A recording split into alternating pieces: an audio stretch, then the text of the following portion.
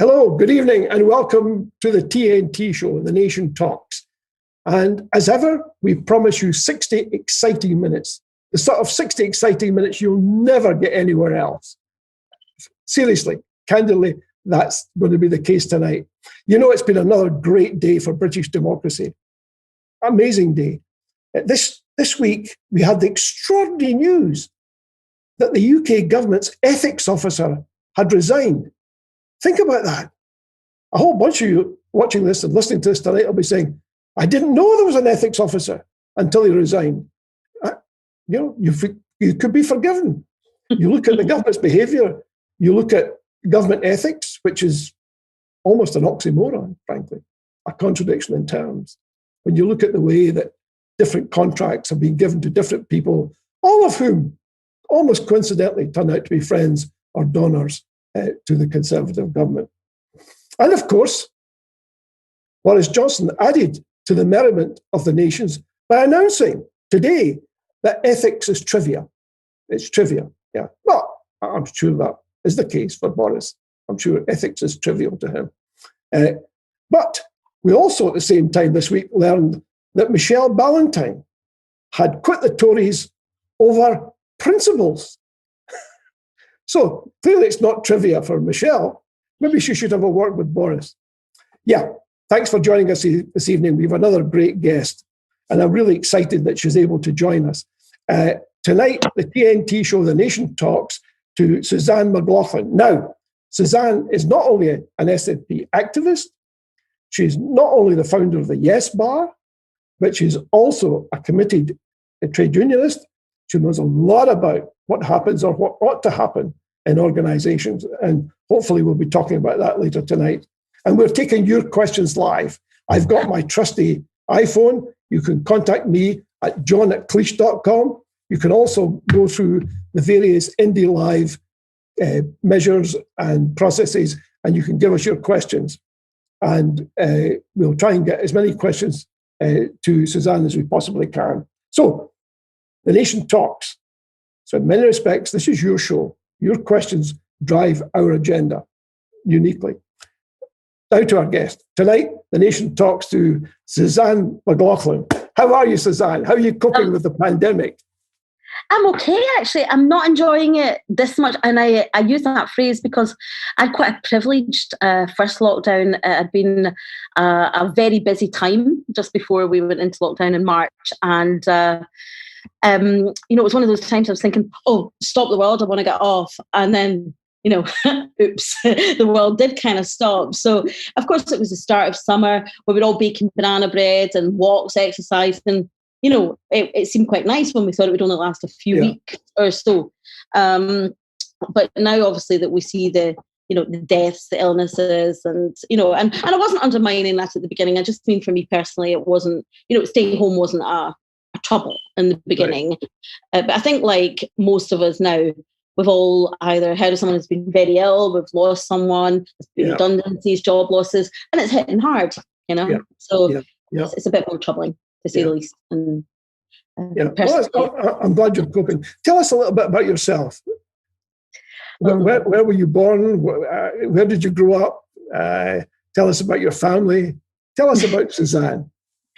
Well, I'm the only daughter of a single mum. My mum was a teenage orphan when I was born in the 60s in a Irish Roman Catholic family in Anderson in Glasgow, where ironically I've come back and still live 2 minutes from where my mum was brought up. But so I had a quite a unique childhood, I would say, wonderful in many ways, a great closeness now. But I certainly grew up in the late 60s, early 70s in a very, very poor, poverty-stricken household, to be honest. I had an outside toilet till I was 9 that we shared with everyone else in the tenement. And I was certainly happy. I'm not painting my childhood black, but I certainly was very aware that there was haves and have-nots in the world. Yeah. Did you have lots of family round about? No. The reason I ask that is because when we talked to Eddie Reader, and she's our guest, she described her background somewhat similar. The difference is that she was surrounded by an enormous extended family. We did have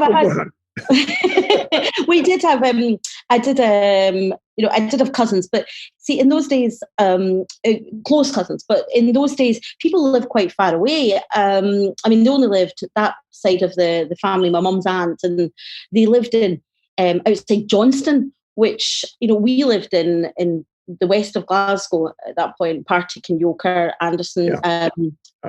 And that was 2 buses and a ferry and a mile walk, you know. You know, in those days, people didn't have cars and that. So it was, you know, yes, there was people there. You know, wasn't just me and her against the world, but it did feel like that a little bit. And the world wasn't as small if you didn't have transport. But so I grew up like that, and you know, I had a kind of wonderful kind of loving childhood in many ways, but just a very poor one. But I was taught, I suppose, my mother's passion was reading. She didn't have any money, and but libraries were there, and the gifts of libraries. So I was taken to always an amount of books, and I learned that you could go anywhere in the world while sat beside the 2-bar fire in the single end and that we lived in. So. And my mum was a voracious reader, and her father, before he died, had been a trade union rep in the shipyards, and was a member of the Communist Party. So there was one of my earliest memories is being sang the red flag as a child, and you know, so there was a very strong, and where I lived, there was a very strong. Sort of view that the Labour Party were gods, you know, and indeed they were in some ways at that time, you know. The men like John McLean, Maxton, you know, they gave healthcare and Naidheachdan, obviously. They gave libraries, they gave swimming pools, and they made these things possible. So, but it was very much where I lived. Well, you know, you went to the library, you voraciously devoured books, and there was an expectation that when you turned 16, you know, you got your name in the corporation to wait for a house. You joined the Labour Party, and you joined CNB. You know, that was, you know, so it was no surprise really. I came into politics young in life. and what took it was that enormous commitment to reading and knowing about the world. Did that take you into journalism, or did that happen later in life?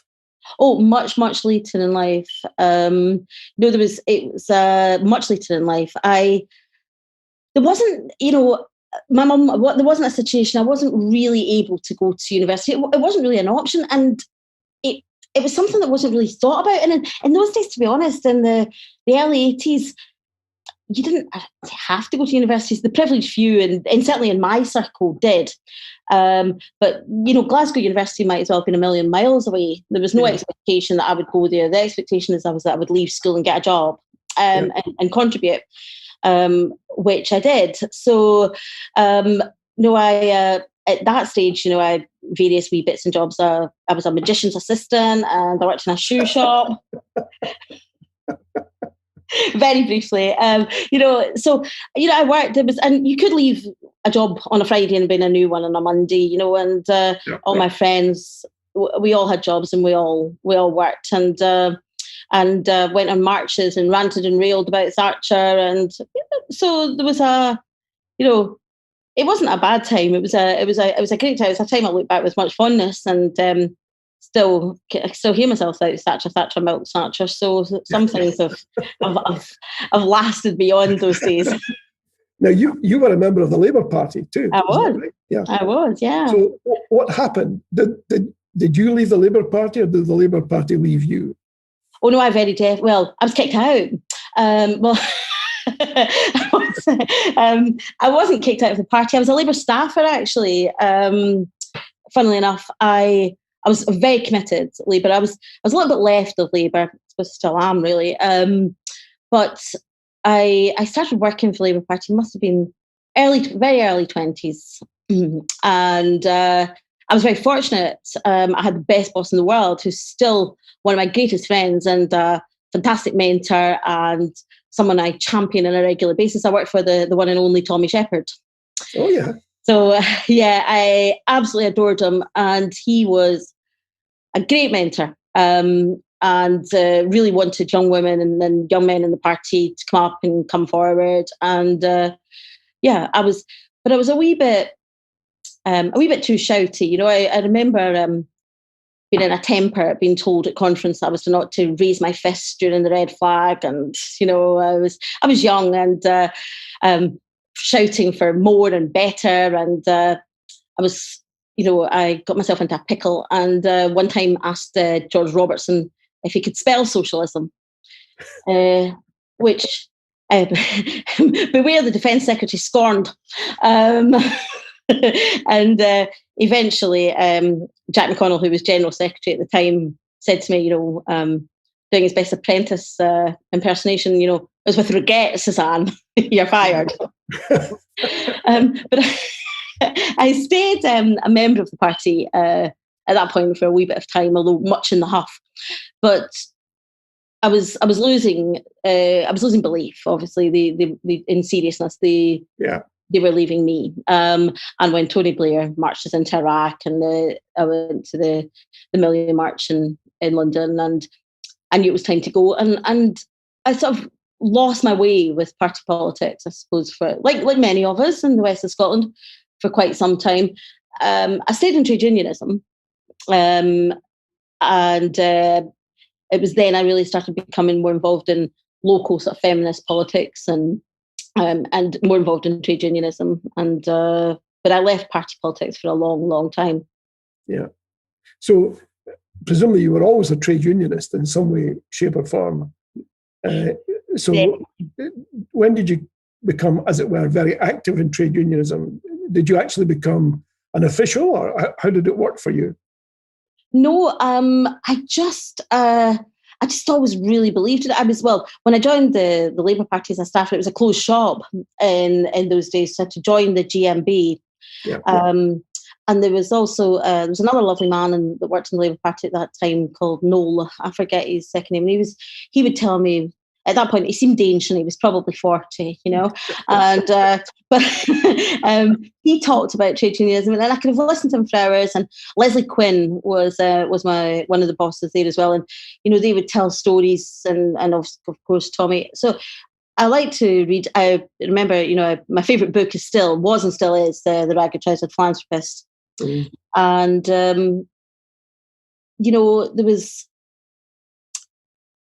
For me, there was this aim when I was young. When I was young, there was I've spoken about this before, but the scheme that I grew up in, there wasn't very many ways out of that scheme, to be honest. But one of the ways out of it, you know, if you're a boy, you could be a footballer, or a boxer, or a drug dealer, and if you're a girl, you could be a footballer's wife or an air hostess. So I took the air hostess route, and I was still very young when I started flying, having been unceremoniously shooed from political staffer life, and off I went to fly the skies. And on my very first day, in those British Airways, at that point still run by Lord Marshall and Lord King, and but both of whom were quite big trade unionists, actually big supporters of trade unionism. And on my first day working for British Airways, you know, I got handed a wee bag with my uniform and bits and bobs, and handed my pension forms, which I thought was ludicrous. So why would I want to pay it? No, I want all my money. How much can I keep for me? You know, and I was handed the trade union forms and told, you'll sign all three. You know, and I did, and you know, I didn't really at that point. I was a bit excited with the flying the world, but I was only in the company weeks when there was a strike called. I think I'd been flying 7 weeks. I was still in probation, and I soon realised why the reps were so keen to get us all signed up. And there was a strike called because British Airways at that point were proposing to bring in a new different salary basis that new people would be brought in, and it was much lower. And I had just made it in the door before that happened. But went to my first union meeting, and they said no. All the new entrants, because you've now joined the union and we're in this antagonistic fight with them, they're going to backdate you onto this new contract, and we're fighting against it. my hackles rose, and I phoned some friends from the Labour Party and some old trade unionist friends, and they were like, oh, no, none of that. No, you don't do that. But, I had relocated to down south. I was living in a B&B in Brighton, and I'd given up things up here, and it was the job I wanted to be doing, and it was sign this new contract or leave. So, under sufferance, I did sign it, but I went on strike, and I stood at that picket line, and while we didn't win, I got a payoff, but we did stop some of the things that was happening. And so I got a kind of baptism into fire, into active. It was the first time I'd been on strike. And like the strike many, many years later with British Airways, maybe 10 years later, we didn't get a lot of sympathy. People don't have sympathy for air hostesses. When you moan about going to Rio on Friday, people don't feel sorry for you going to your work. So, and they certainly didn't feel sorry for you going on strike then either, with our pampered, privileged life. But I've never met, to this day, I've never met a more solid and organised group of people than Tolly Dollies. It's a strong union. Yeah. And does it apply right across the board? I mean, for example, I fly Ryanair and EasyJet. Are they unionised or not? No. I'm sure there has been some moves to get some of them unionised and join bigger umbrella unions. But in British Airways, we're so big. Our branch, it's a branch of Unite, was TGWU. Okay. Yeah. But it's so big. It's actually the biggest branch in Unite. Yeah. And we have our own sort of little mini union within a union called BASA. Yeah. Very powerful. I only had one experience of going on strike. I was an apprentice with Ferranti in Edinburgh, and there was an apprentices strike, which was in every respect completely crazy. But it was called. We were not members of a union. However, one day a whole bunch of guys turned up outside the gates of this training facility and said, "You need to leave." And being a sort of moderate sort of guy, I said, "Look, can I explain a few things? If we stay, we'll be costing the company money because they have to keep all the supervision here. They have to pay for heating and lighting and all the rest of it and meals. If we leave, they save all that money." There was a big guy in the front of this group, says to me, he reached across, he was 6'4", he reached across and grabbed me by the scruff of the neck and he said, "Oot." And with that, he pulled me over the gate. And I ended up on strike. Striking should be the law, I'm all for the closed shop. So I'm not sure it had much effect, but I got 2 days off, which wasn't a terribly awful thing. Well, the thing is, it is one of my red lines in my life. And I don't have many. As you get older, you become less, there's many things you care about, but you learn nuance. But I would never cross a picket line. Yeah. I'm a good West of Scotland lifelong laddie. I couldn't have gone home. I couldn't have gone into any of my friends' houses, and I still wouldn't. It's just not something I would consider doing. It's the worst of the worst. How did you cope with the move from the middle of Glasgow to the middle of, where was it? Where were you, Gatwick? Brighton. Oh, gracious. Loved every minute of it. What a time to be alive, to be young and single and flying the world as a long-haul stewardess. And it was the early 90s and the time of excess. And off to New York for the afternoon, off to Seychelles for 10 days. Fabulous. Yeah. Loved it. Loved every minute of it. Yeah, I mean, it does sound glamorous. There's no question about that. But as somebody who's done more than his fair share of transatlantic travel, I mean, I was always completely out of it when I returned from a trip to the States. I mean, I've been in business meetings, I kid you not. I have actually fallen asleep with jet lag and been completely unaware. Sounds crazy. I mean, there's no doubt about it. I mean, one of the stupidest things I ever did was while I was on just an overnight trip to Vancouver. Now it's an 8-hour time difference and a 12-hour flight and flying back the next day. Yeah. And I'd been in Japan just 3 days before, so I couldn't have told you if it was New Year or New York. And I came home with my suitcase and I bought a patio dining set, kind of plastic, kind of garden dining set. I lived up a tenement. I bought this garden set.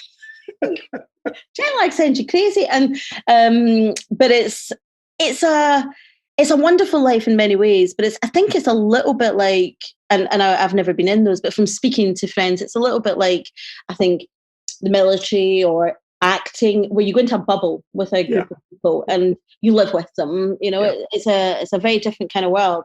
So it is a lifestyle, and it's great fun, but it has its very real challenges. Loved ones have died while I've been on the other side of the world, and I've not been there to hold their hands, and I've missed Christmases and birthdays and weddings and important times, and it's it was a bit of a wonderful life. But I remained a very strong trade unionist, and still am, and still a member of Unite, and we've had many fights along the ways. But I believe it taught me the importance of collective responsibility, grassroots organisation, friendship, loyalty, dignity. Everything, I think, I learned about being a team. I learned through trade unionism or football. It's fascinating. I remember I did one trip just after 9/11. It was Virgin to, I don't know, it's somewhere in the States. And we were pretty much alone in economy. I mean, it was a huge 747. And the cabin crew said, come and sit with us because there was just no one else around. So we all sat together and they said, what do you want to eat? Because we've got masses of stuff up there, which we can't eat. And it was fascinating because it was two women from Glasgow. And their discussion was about, we both got mortgages very recently. If this continues, looking at this empty plane, what's going to happen to us? Exactly. And it was serious. It wasn't just a joke. I mean, this was because nobody knew what was going to happen. This is before the Iraq War and stuff. It was just all of a sudden the place had closed down, and there are sort of connotations with COVID. It seems to me it's like all of a sudden something happens. You're not prepared for it. What do? You've got commitments. You've got all these other things you need to be getting on with. But I want to come back and talk about the bubble, if I may, because to me that's fascinating. Do you see any similarities between politics being a bubble and the bubble that you experience? Because that's the way it looks from the outside sometimes. Well, you don't have to live with the people in politics, thank goodness. But yeah, there is I suppose there's some similarities. I think Scottish politics, particularly Scottish politics on Twitter, is a very, very, very small group. That's a strange one. I've never really thought about that. No, I don't actually think so. I think it's quite different. I think there's still within a political party there can be that there's that sense of comradeship in some ways, but it's also not as nice. It's fine. People aren't as nice to each other. People flying are all very lovely to each other. Everyone calls one another darling as well, because no one remembers everyone's name, because you fly with someone different every week. So, but yeah, no, I don't actually. I think it's certainly a sense of teamwork sometimes, but not. No, I wouldn't say. No. Yeah, because maybe politics is different in this, or similar and different. You need to be cohesive as a government, for example. If you're a working politician, there are certain things you have to do. You have to stick with the rules. You have to, there's a line, there's a whip, there's all the rest of it. And it's all there for very good reasons, except it's perplexing to people from the outside looking in. Well, that exists in trade unionism as well. So for example, I certainly didn't vote to go on strike 6 weeks into the company, but I was expected to go on strike because it was for the benefit of everyone. And, there's a reason for, the word we use for strike breakers, SCAB, still collecting all benefits, the acronym. The spoils are for the people who work hard for it and those who are prepared to put their livelihoods and their on the line for betterment. So there is a reason, but the similarities, I suppose, is as you say, the whip or collective responsibility or whatever. You argue your point behind closed doors. Yeah. You vote, and then you stand together, or you leave if you feel so strongly. Those are your options. And if you didn't do that, nothing would ever be done. Yeah. You know, you're never going to agree with everything that someone else thinks, even in your own party, even in your own house. You know, you're never going to agree with everything. But at some point, you have to say, well, is this worth getting divorced for? You know, or you know, am I going to go along to get along? Or you know, where is my line? And we all do that every day in our home lives, and any grassroots organisation we're involved in, even in clubs, golf clubs, brownies, guys. You know, you accept. So I think politics, I think there's a similarity in that level. You know, there is very good reasons, and I believe in them. You know, I do. I think it's the right thing to do. We have a question from Yvonne O'Donnell. She's saying, what are the SNP going to do if the internal market bill is passed with all the issues that are relevant to Scotland? Well, maybe you can ask Nicola next time that comes on. You know, the internal market bill, look, it's a power grab. We all know it. You know, what we do about it, we work hard, and we make sure we've got a thumping win in May, and we get ourselves independent as soon as humanly possible. I mean, do I believe there's any meaningful negotiation with this Tory government?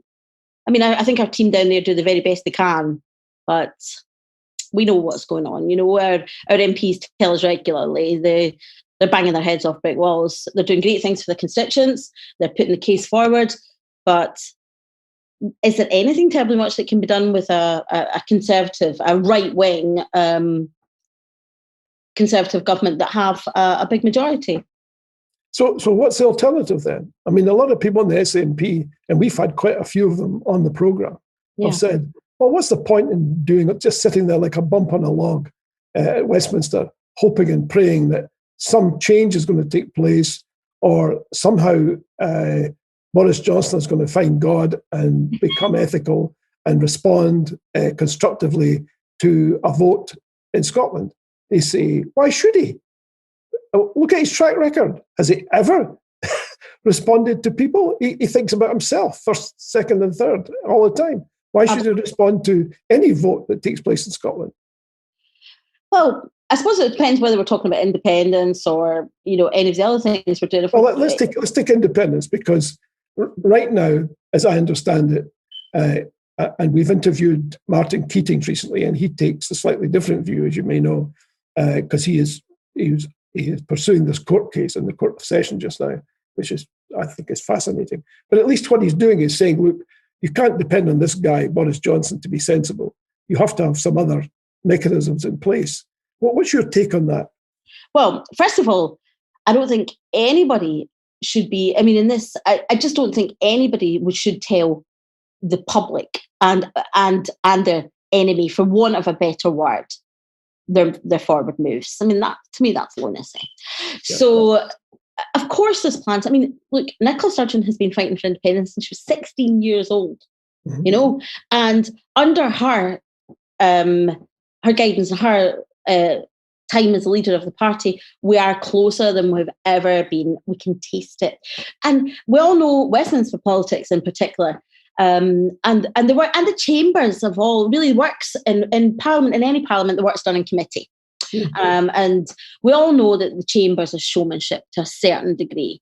But a lot of, I feel that both our MPs down in Westminster and a lot of the work, I totally take the point that a lot of it, what it's doing is creating a situation where it is almost impossible for Boris Johnson to say no. I mean, he can say no, but he'll end up looking like Trump saying I've won. You know, as if you believe in devolution, and I'm not saying Boris Johnson does, but nevertheless, we have devolution. Mm-hmm. And as the world looks on, you know, as the numbers for supporting independence in Scotland go up and up and up, and there's yet another election where the SNP, if they are, you know, returned on majority, or even if they're able to make a majority government, given the system of proportional representation here. But, you know, it is election after election, poll after poll, and we just keep on winning, and support for independence just keeps on growing. And he'll just start to look like a bumbling idiot to the left of the rest of the world. And the case is made. And I really do believe that it's not in any politician any gift to give a country its right to self-determination. It will be the people who decide. And as the numbers become much bigger, you know, it's is just something that will, to the rest of the world, will start to look lunacy, if he keeps on stamping his feet. Yes, of course, he might still stamp his feet. And I firmly believe that, that'll be planned for and dealt with in the right way. But, what we're doing so far, it's working. Let's keep it doing. And every time Boris Johnson opens his mouth, the polls go up for independence a little bit. Why wouldn't we want him to keep doing that? He's doing a greater job than any of us could. Yeah. Well, we've interviewed a whole bunch of people who are not independent supporters. They've been guests on the show. And one of the points they make continually is pretty much they're in agreement with you, which is that I think maybe the exception they make is they don't think that Boris Johnson will necessarily concede the point, but they do feel, unless I'm misstating this, they do feel the case will be made. Yeah. And there's a difference between the two. In other words, in every other respect, the case is made, but the guy who makes the decision and actually changes the process is somebody who's not within that sense of being making a moral decision. Because what you're talking about, what you've described as moral pressure, it's not legal pressure, it's not constitutional pressure, because we have no constitution. It's in fact moral pressure. And then the question that is in a lot of people's minds is, how will somebody who's amoral respond to moral pressure? And it's a reasonable point, I would suggest. Look, he's got a limited time, Now, I'm keen for independence. I'm a member of the SNP. I'm an independent supporter. I'm keen for independence as soon as humanly possible. But even if Boris Johnson stamps his feet, and we don't know, we just don't know. At the end of the day, he's a politician, right? And he wants to be re-elected, presumably. He wants his party to be re-elected. So if he's seen to ignore the will of the people, that then the media pressure starts coming on him as well. And I do believe that, I don't think he'll change his mind from a moral perspective as in him personally. I think he will be inclined to save his own skin, if you were, and because as the case for Scottish independence grows, and the case for Welsh independence is sort of growing, I think he cares about it for our perspective or from a moral perspective? No. Do I think he wants the Conservative Party to thrive in England and continue to do it? Yes. So I think he doesn't want to look like an idiot, and come the time, the media loves to be on a winning side. And as the moral case, as you say, for Scottish independence, the political pressure for Scottish independence, the media will start to change. They love to be on a winning side. So. Yeah, my sense of it, having talked to folks who don't support independence, is that their thinking now is very clear, which is that the choice is not between the status quo and independence. The choice is between what they would call a very developed, if I can use that term, form of home rule, that might be called federalism, and independence. That's the decision that I think they have reached in many cases, which is quite a significant move, I have to say. It may not appear that way to somebody who's in favour of independence, but for somebody who's always taken the view that a United Kingdom is central to their worldview, to talk about some form of federalism suggests something slightly different. Now, as I pointed out in my column in the Sunday National last week, the chances of federalism working in a country with a state with no written constitution, the chances of that are zero, frankly. It just can't be done. And even if you could persuade other people, it was an interesting thing to do. People who talk about federalism in the UK, I would suggest, at the risk of sounding arrogant, they understand neither the UK or federalism. Yeah. So, and no matter how many times they wheel out Mr. Brown, it's, I think that ship's sailed. Also, just to put a wee final point on that, international pressure on any world leader is no small thing. We've seen it now with Biden and with Trump, and Trump does not want to give in, and Trump is not a moral man. But international pressure and media pressure is such that he just knows he's done. Someone can only hold on for so long. Yeah. Another question that's come in from Clayton Mack. What's the game plan, he says, for us, we in the movement, to engage with the SNP and push in a productive way to gain Indy? Right. Well, I come to the SNP from Yes. Now, I'm a day after the referendum SNP joiner, like so many of the party. But I hope, and I don't think it's always been the smoothest journey. I think we both owe each other a lot. I think we're coming into one party. I personally, my view is that those who joined the party in 2014 owe a lot to those who were chapping the doors on rainy days and being shouted at and spat on and the less. But I also think those older members owe a lot to those new people coming in and swelling the ranks and chapping. So it's for beneficial, although not always the twain shall meet, or that seem to be the case. But for me, Yes is very, very important part of the SNP. Come the day that we're going for referendum, and I don't mean Yes in the way it was before, like the official Yes campaign. I'm not talking in that way. I think that it's always going to have to be the whole country coming with us for independence. And those of us in the SNP are very well aware that some people are voting SNP just now and are sort of lending their vote away, to coin a phrase, because they see the SNP, rightly I feel, as the way to independence. So I think for most people that voted Yes in 2014 and people that have come since, it was a very, for us, I hear this talk from some Labour people and some Lib Dems of this divisive referendum. To me, it was the most joyful, Scottish spring, happy. I think of that summer, like you, and you smile, To me, it was the fact that country engaged and wanting young children. And obviously, I was an inaugural member of Women for Indy, and I think that's such a hugely important organisation. Other organisations, we could reel them all off: pensioners for Yes, and taxi drivers for Yes, and lawyers for Yes. Keep doing that. And those of you who are in these organisations, I would say pensioners for Indy, or if you've dropped away a wee bit, as happens, people of grassroots activists have lives. Not everyone's a political journalist or indeed a party member or a candidate, but drop back in. It's and do what you can. You have your obviously COVID, it was the exception, but even online, join your groups, speak to your neighbours, speak to your families. As it was oft said in the couple of years post-referendum, if we can all bring one person with us, we're there, and then some. And I think these groups will be so important. And I think to remember, it's no small thing we're trying to do. We're trying to end the British Empire.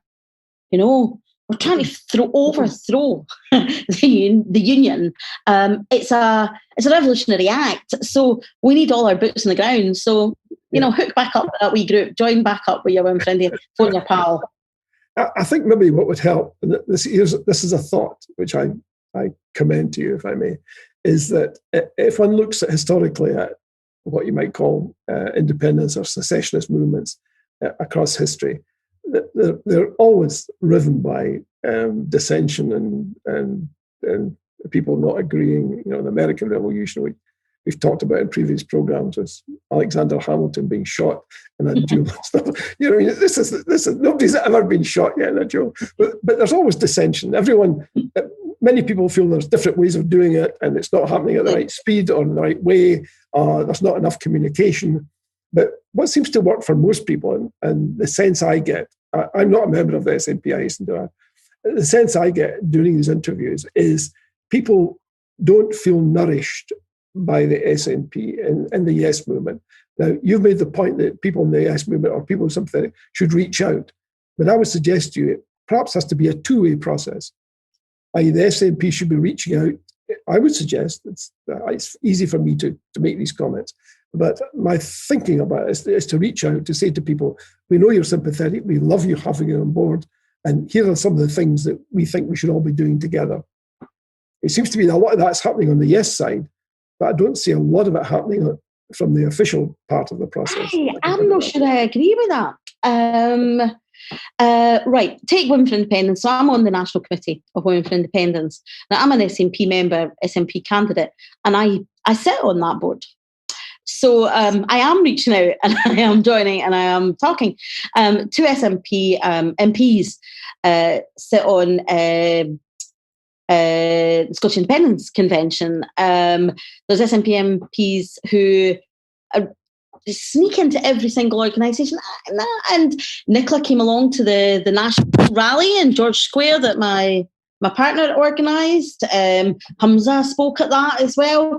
I think AMD can pick holes, and I think there is this, and understandably so, the SNP are in this, and Nicola in the cabinet, they're in this really strange position where they are part of a movement to commit a revolutionary act, and they're also the establishment, the government. So that's not a difficult horse to ride. It's not an easy horse to ride both at the same saddles at the same time. And I think they're doing a pretty grand job. And even, obviously, again, this conference will be slightly different, but going to an SNP conference, and of course people can go as visitors, etc. Now, I've been in the Labour Party before. My partner, Richard Walker of the National, he's been a political journalist for 60 years, I think, maybe 40 years. And he's been to all party conferences. There is no other party where the Education Secretary will stop and blether to you at the cafe. And, in the Labour Party conferences, the big high Naidheachans were wheeled in limos round the back and brought onto the stage and wreathed away again. Yeah. SNP politicians are very, very there and approachable and chatty and do their own Twitter. And I think they do give back. I do. I mean, of course, people will always think, could there be more? Yes, there could be more. There could always be more, but there could be more on both sides a wee bit. I think there's a wee bit of whinging and whining on both sides. Yeah. Here's a different question. In the light of the Lionel Barber, has just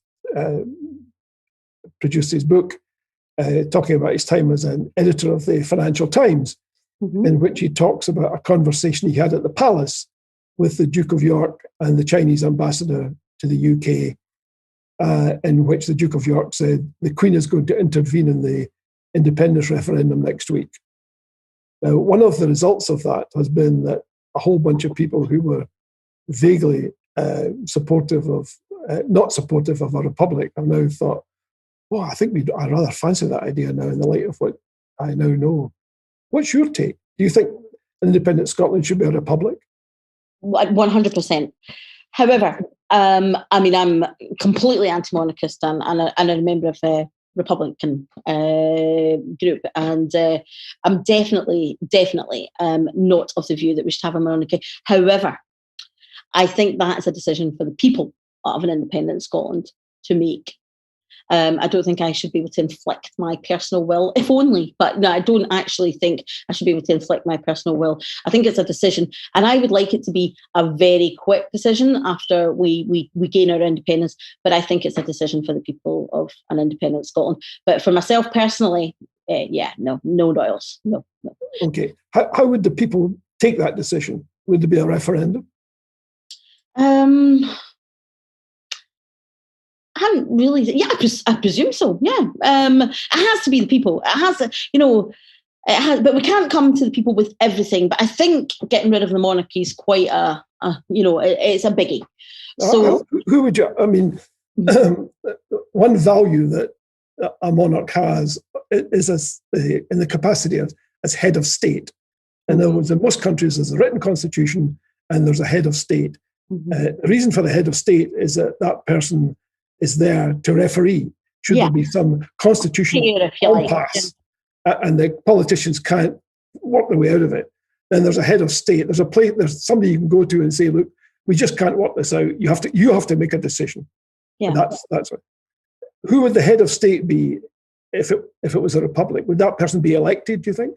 Yeah, it'd have to be. I mean, we've seen the Queen's completely ineffectual anyway. I mean, Boris lied to her. We all know he lied to her, and she did what she was wanted anyway. So, she's just a wee old woman in a fancy hat. So I would argue that she's irrelevant and inconsequential other than the money her and our brood spend. That should rightly be directed elsewhere, in my humble opinion. Yeah. So, yes, it should be an elected head of state. definitely. And I don't think someone this is just me sort of chewing the fat. Someone I think that's beloved by all. I don't think that person necessarily has to be a politician. It could be anyone. It could be Andy Murray. I'm throwing that out. He'd probably run for the hills. But someone who is respected by a lot of people, and maybe that could be part of the question as well. Yeah. Let's turn to something slightly different. The Home Secretary apparently breached the ministerial code by bullying people. Mm-hmm. And apparently she has a long and dishonourable record in doing so, it would seem. And yet her boss has said, look, I'm the final arbiter here. And in my view, it was unintentional, and therefore she can carry on. What's your take? Do you believe there's such a thing as unintentional bullying? No. No. And I think she's... I read all the tweets. People, I'm not surprised her boss says that. People bully down, they don't bully up. It's a power move. And there was all these tweets saying, oh, look at her, this diminutive little 5 foot something woman. Yeah.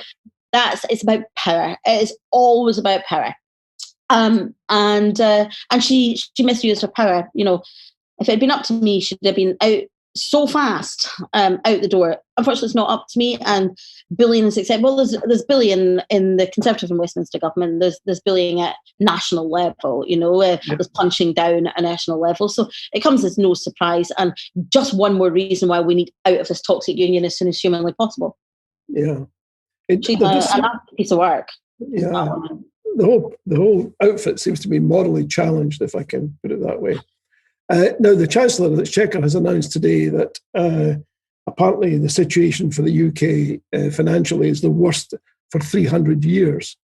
Do you think this is a good time to have Brexit?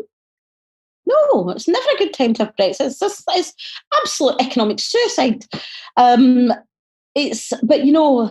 again, vanity, ego, boys' club, and just tinged with a wee side helping of racism and to say the least, and fake nostalgia.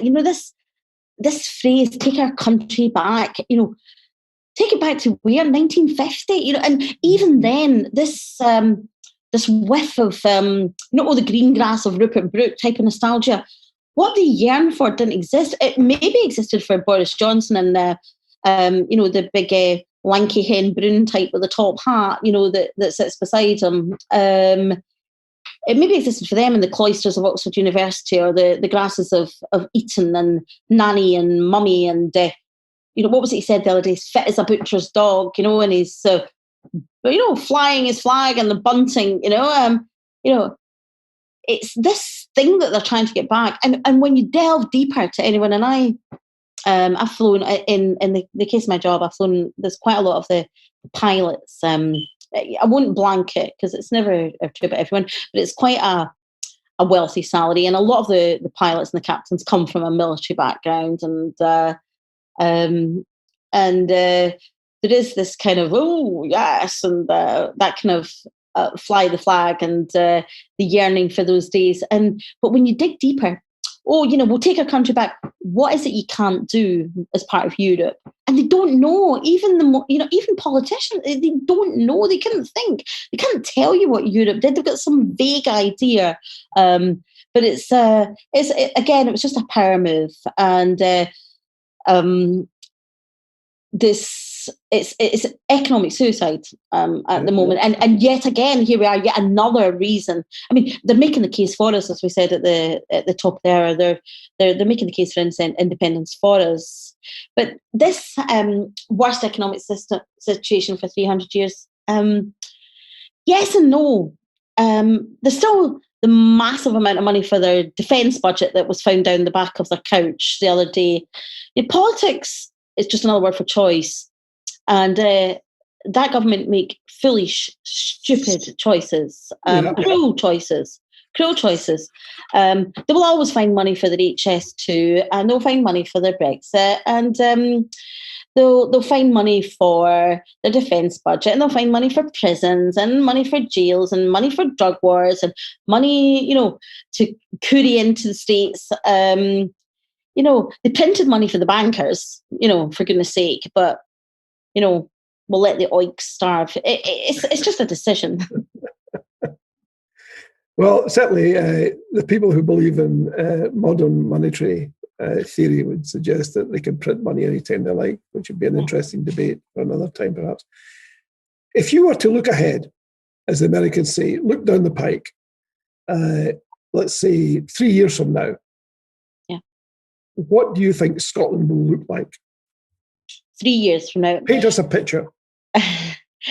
Well, there's the one I hope, but I'm a bit of a Pollyanna at the best of times. I would hope we've just had a yes vote in our independence referendum, and I would hope we're well on our way with that question about we're well on our way to the Republic.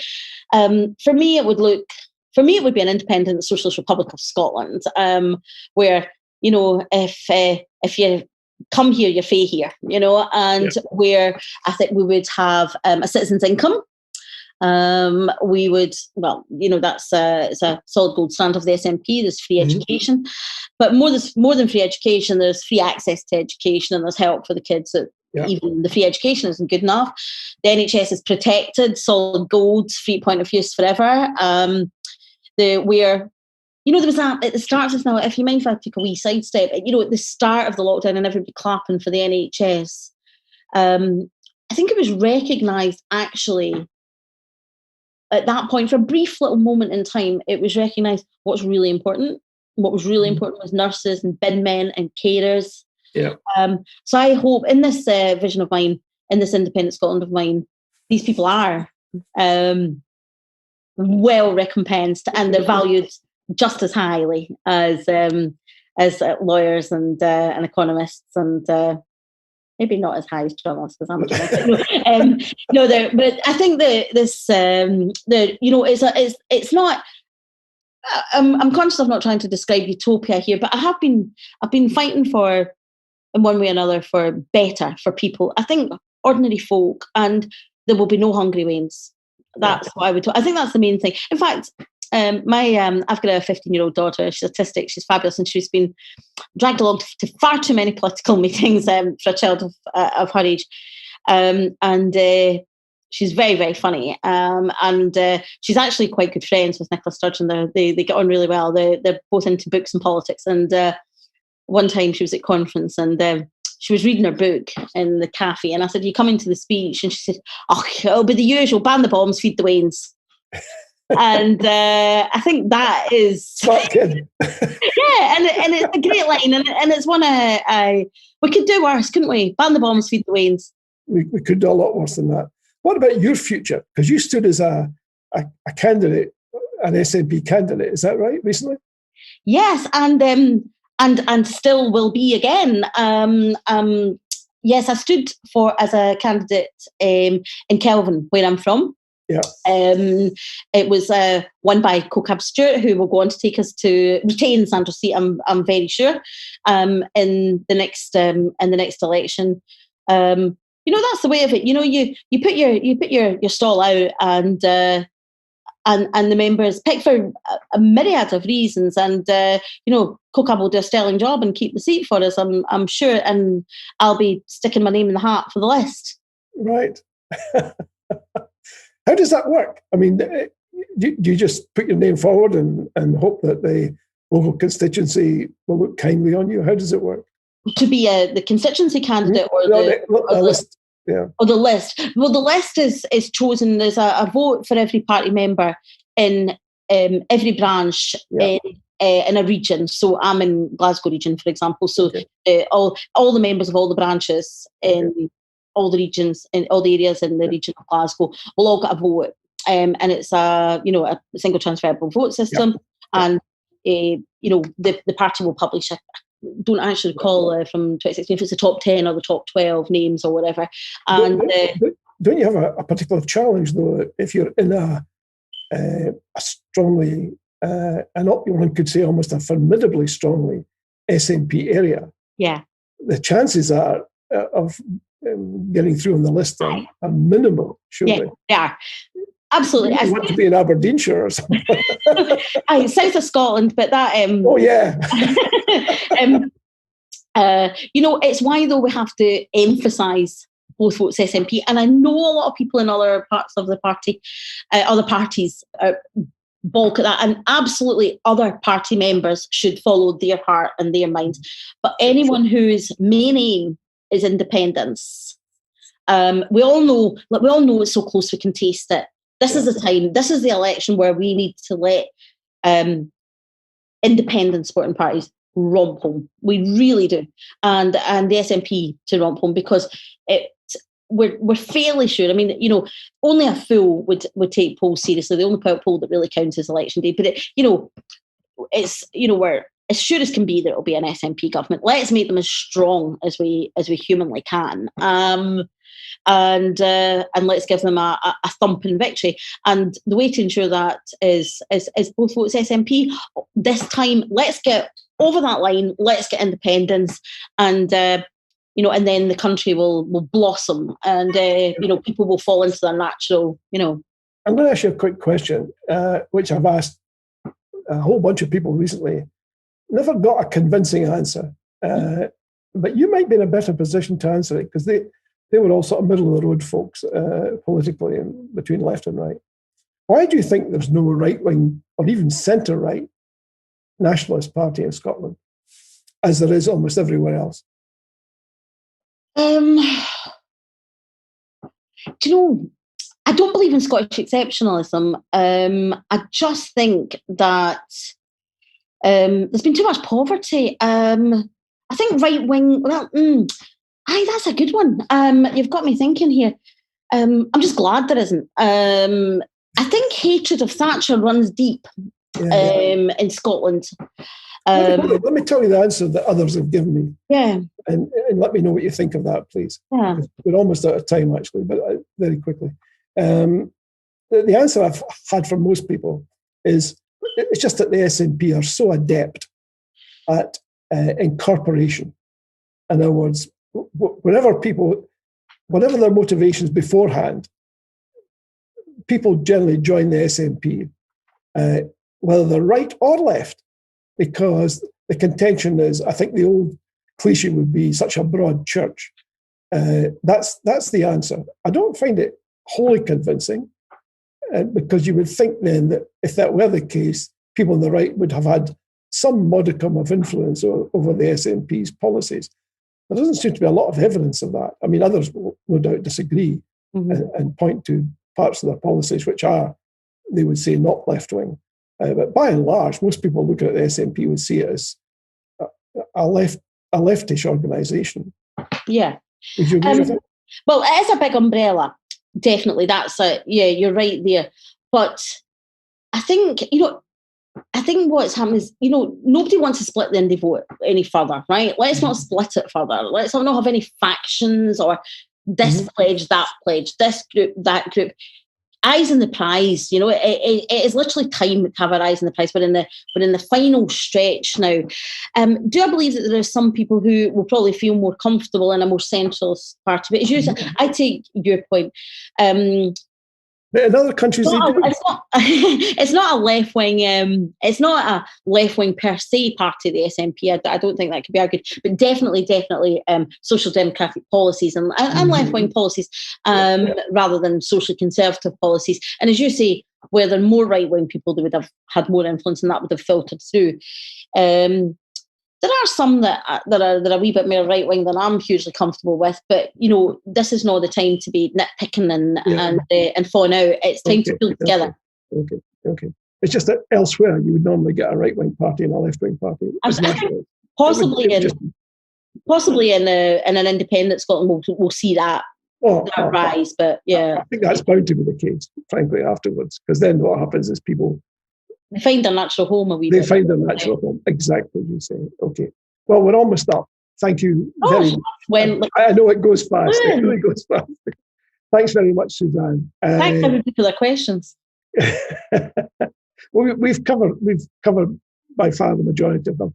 And a big thanks to Suzanne. A big thanks to all of you for watching tonight. Again, as always, we have a formidable list of guests lined up for future shows. All the big hitters are here. They come on the show. We're glad they do. And they're always happy to take your questions, as Suzanne has tonight. Next week, another cracking show. We have Jerry Hassan. Jerry will be joining us. If you don't know who Jerry is, you must be one of the very few. He's well known across the country, I would suggest. And he's one of the country's leading thinkers and strategists. And we're looking forward to welcoming Jerry to the Nation Talks next week. Oh, and by the way, please look out for the Constitution column in the Sunday National, because Elliot Bulmer will be talking about how to create a republic in an independent Scotland, which might be of interest to more than a few. And also, please, support IndyLive. The folks behind this show do it for the love of the country and because they want to get the best information to you from the best people, and the TNT Show is only part of what they do. So support them if you can. And remember, the IndyLive have a special What's On guide. So if you want to look at some of the other things, apart from the TNT Show, we hope you will always come here, there's a whole range of offerings. It's a cornucopia of material out there. If you go to www.whatsonguide.scot, you'll find all about all the different offerings that are there. Thanks again, and a very good night. Join us next Wednesday. And remember, it's been a great day for British democracy. Good night, all.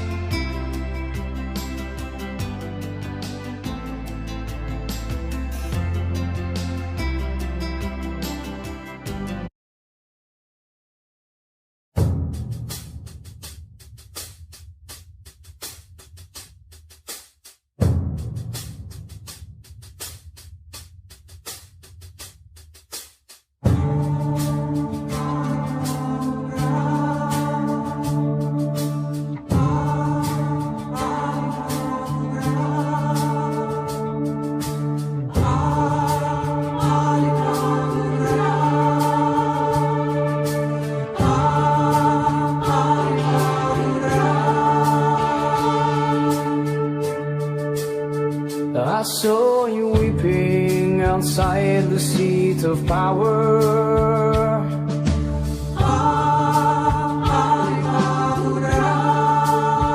As you reflected on Scotland's wilting flower, a new horizon was all that really mattered. But dawn had broken as dreams and hopes lay shattered.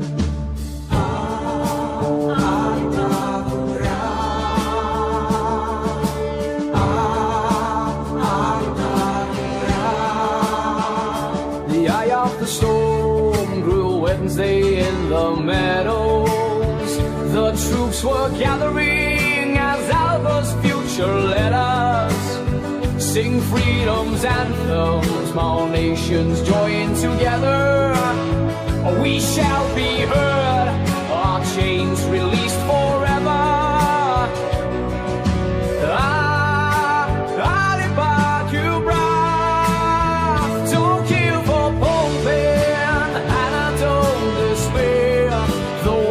Change are blowing and careless on its way. A sea of soul tiles were sailing in the sky. Oh, proudly saying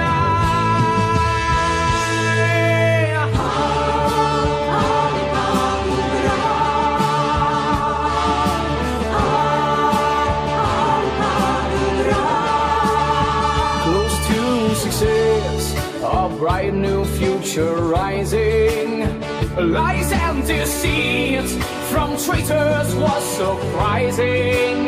You showed the way and gave us inspiration. The seeds are sown to once more be a nation.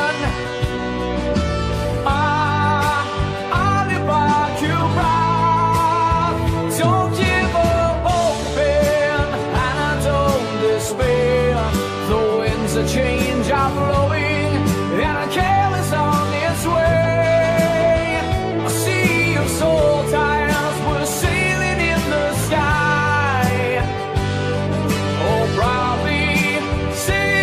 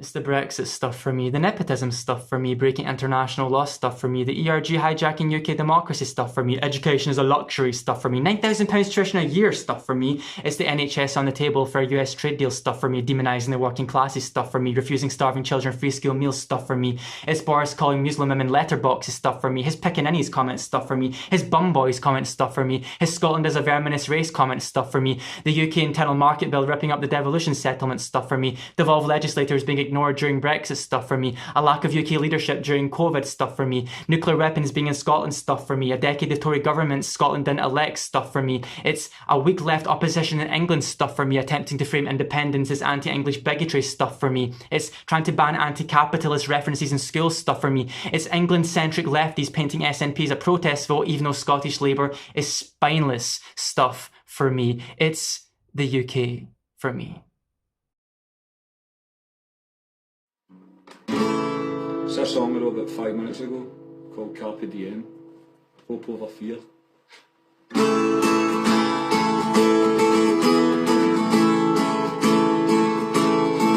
How you threatened by words from an empire of money and gold. Will you trade in your country's potential for the lies you've been sold? Are you scared that the walls are too high to be breached by the bold? Will you stand and be counted or shut up and do what you're told? Hope over fear, don't be afraid. Tell Westminster Tories that Scotland's no longer your slave. Carpe diem, will you seize the day? Rip the chains from the unicorn, Scotland's no longer your slave. Let the TV man call you a nationalist for rejecting the lies. Ha! Are the wolves of the few off the bob, cause they wear shirts and ties? When they tell you that Scotland's no great, are you really surprised? Will you stand and be counted for something that money can't buy? Hope over fear, don't be afraid. Tell Westminster Tories that Scotland's no longer your slave.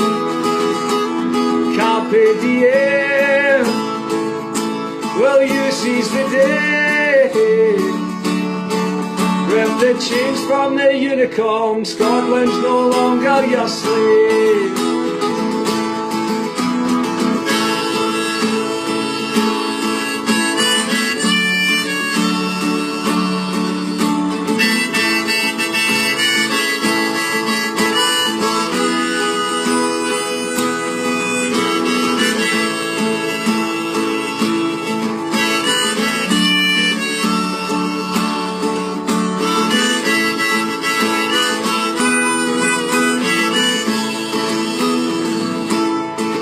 Are you happy that nuclear weapons are dumped on the Clyde?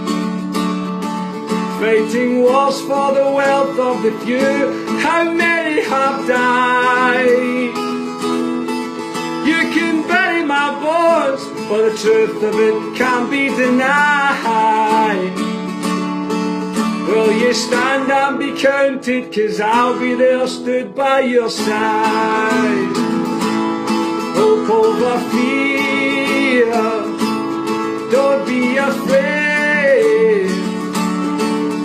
Tell Westminster Tories that Scotland's no longer your slave. Carpe diem, will you seize the day? Rip the chains from the unicorn, Scotland's no longer your slave. Will the media tell you that England don't want you to go? And the taxpayer-funded MPs tell you just tell them no. No! But in Manchester, Nottingham, Sheffield, they already know that we're fighting for them, and it's only the start of the show. Ha ha! Hope over fear, don't be afraid.